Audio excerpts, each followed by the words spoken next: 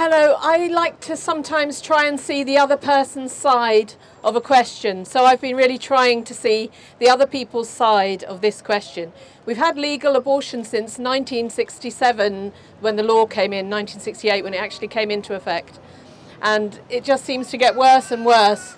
It's harder to reach women now who are considering abortion under pressure because they can get an abortion so quick it would make your head spin.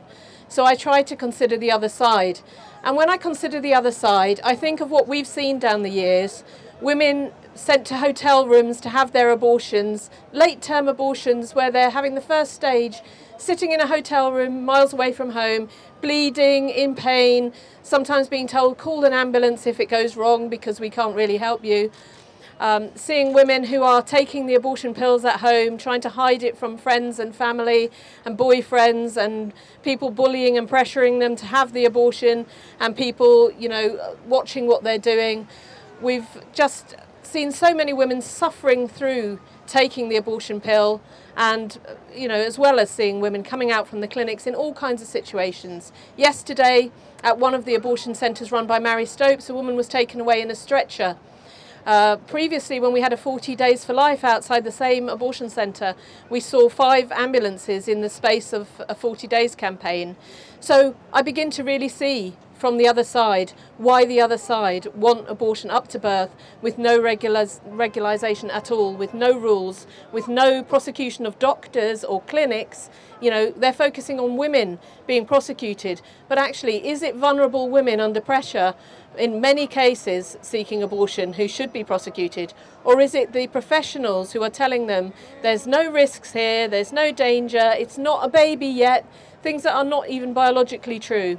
Who should we be seeking prosecution of? So, I think deregularisation is really all about protecting abortion centres. They see these things happening. They see abortion clinics surrounded by ambulances. They see women's stories online of how they have bled alone and at home. There were several videos put up by women who have had an abortion at home and have had to deal with the remains of their baby and suddenly realising how human that baby is. Yes, I can completely see the other side's point. They definitely do want abortion up to birth with no rules, with no one monitoring, with no one to say you've broken the law, because they're breaking the law all the time.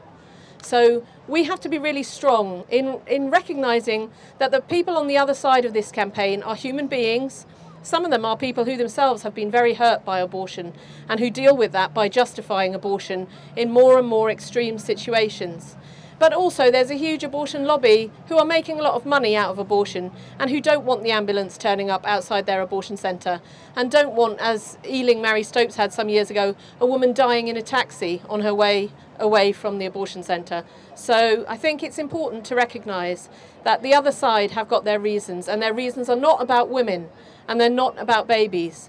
And we need to be about the women and the babies and to demand something better for them. It's now easier in many, many places to get an abortion than it is to get a tooth out. And that is just an abysmal state of affairs. We need to fight back on abortion with love and service to these women, offering them help and alternatives, but we absolutely must not accept these bills. No to abortion up to birth. No to abortion up to birth. No to abortion up to birth.